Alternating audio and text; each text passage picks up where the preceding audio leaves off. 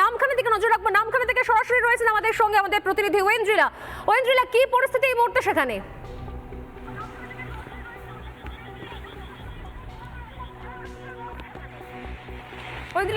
স্বর্ণালী, এই মুহূর্তে কিন্তু একেবারে ঝড়ের তীব্র গতিবেগ রয়েছে, যেটা জানা যাচ্ছে যে 80 থেকে 85 কিলোমিটার বেগে কিন্তু এই মুহূর্তে ঝোড়ো হাওয়া বইছে এবং সেই সঙ্গে কিন্তু ভারী বৃষ্টি, যে বৃষ্টির সতর্কতা আগেই জানানো হয়েছিল, এই মুহূর্তে সেই বৃষ্টি শুরু হয়ে গিয়েছে।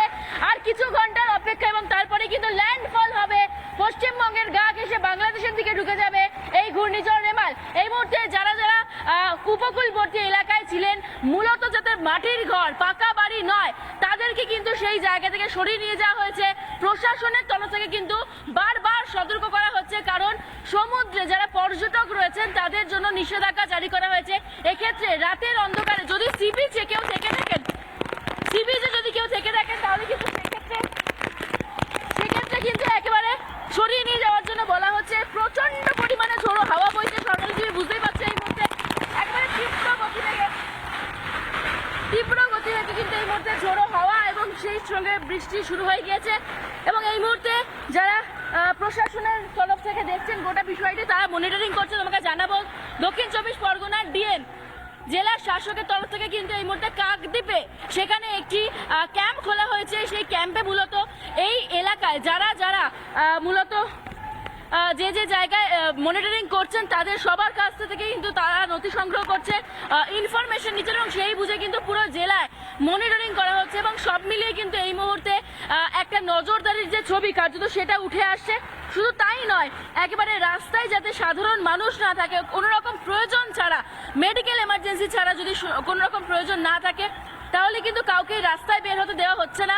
এবং এই মুহূর্তে ঝড়ের গতিবেগ যেটা তোমাকে জানাচ্ছিলাম, ঘন্টায় প্রায় 80 থেকে 85 কিলোমিটার এই মুহূর্তে চলছে এবং সেই সঙ্গে ভারী বৃষ্টি। গতকাল থেকে কিন্তু এই নামখানায় রেড অ্যালার্ট জারি করে দিয়েছিল আলিপুর আবহাওয়া দপ্তর এবং সেই মতো আমরা দেখেছি গত যে এক্সপিরিয়েন্সে আমরা যে ঘূর্ণিঝড়গুলো দেখেছি, আয়লা, ইয়াস, বুল, প্রত্যেকটির ক্ষেত্রে কিন্তু নাম এসছে ক্ষতিগ্রস্ত হওয়ার জায়গায়। সেক্ষেত্রে সাধারণ মানুষ যারা রয়েছেন নামখানায়, তাদের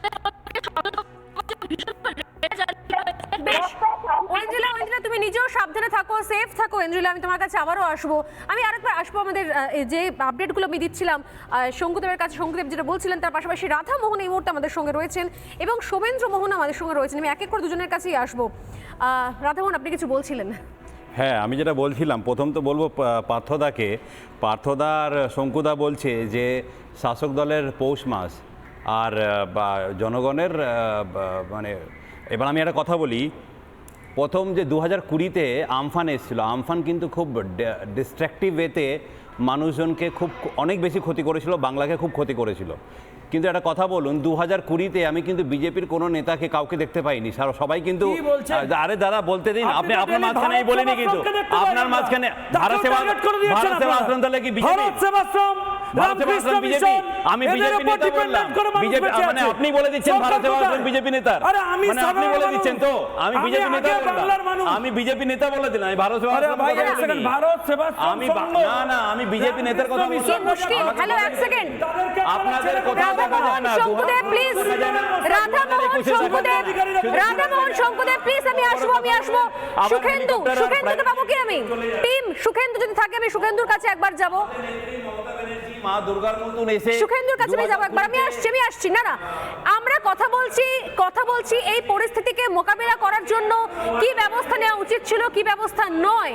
কেন শাসক দলের পৌষ মাস, আপনারা কাদা ছোড়াছুড়ি করার জায়গা নয় এটা। আর দ্বিতীয়ত হচ্ছে রাধামোহন, রাজ্যটা শাসক দল তৃণমূল কংগ্রেস বিজেপি নয়, রাজ্যে শাসক দল তৃণমূল কংগ্রেস বিজেপি নয়। আমি আসছি, রাখো দুজনকে।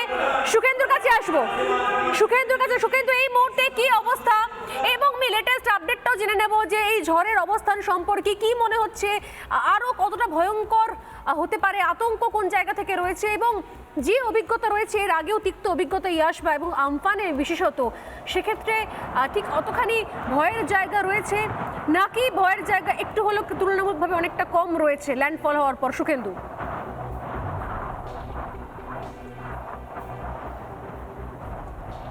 সোনালি, একটা কথা বলি, আজ হচ্ছে 26শে মে, ঠিক 3 বছর আগে 2021 সালে এই 26শে মেই আছড়ে পড়েছিল ঘূর্ণিঝড় ইয়াস, যে ঝড়ের গতিবেগ ছিল ঘন্টায় সর্বোচ্চ 100 কিলোমিটার প্রতি ঘন্টা বলা হয়েছিল। এবং সেই ঝড়ের যে তাণ্ডব লীলা আমরা দেখেছিলাম, কারণ সেদিনও ছিল ভরা কোটাল, এবং ঘটনাচক্রে আজ 3 বছর পর 2024-এর এই 26শে মে আবারও ভরা কোটাল, এবং একই সঙ্গে আরও একটা মে মাসের সেই ঘূর্ণিঝড় রেমাল আসছে। এই মুহূর্তে আমার ভিডিও জার্নালিস্ট দেবব্রত দেখাবে, সকাল থেকেই দেখাচ্ছি, দেখো এই মুহূর্তে দীঘার সমুদ্র সৈকতের ছবিটা একেবারে খাঁ করছে। যে দীঘার সমুদ্র সৈকত কার্যত পর্যটকে মানে ভর্তি থাকে, সেই সমুদ্র তট কার্যত ফাঁকা, কারণ প্রশাসনের তরফ থেকে সকলকে সরিয়ে দেওয়া হয়েছে। কারণ যে কোনো রকম এই যে ঘূর্ণিঝড়, তার যে কোনো বিষয়ে সতর্কতা অবলম্বন করায় সেই সতর্কতাই নেওয়া হয়েছে প্রশাসনের তরফে, অর্থাৎ সাধারণ মানুষ বা পর্যটক যারা রয়েছেন তাদেরকে সমুদ্র তট থেকে দূরে সরিয়ে রাখা হয়েছে এবং বারবার মাইকিং করা হচ্ছে।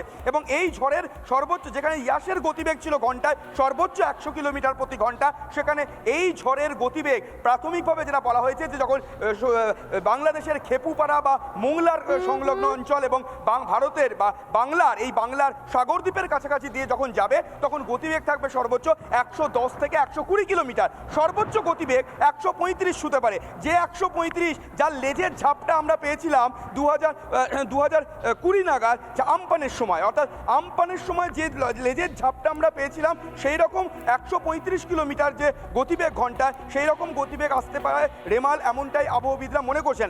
পাশাপাশি বেশ কয়েকটা তথ্য স্বর্ণালী জানিয়ে রাখি, এবং যে সমস্ত আমরা শুধুমাত্র যে কলকাতা নয়, গোটা বাংলার বিভিন্ন জেলার যারা রয়েছেন তাদেরকেও সতর্ক থাকাটা অত্যন্ত গুরুত্বপূর্ণ।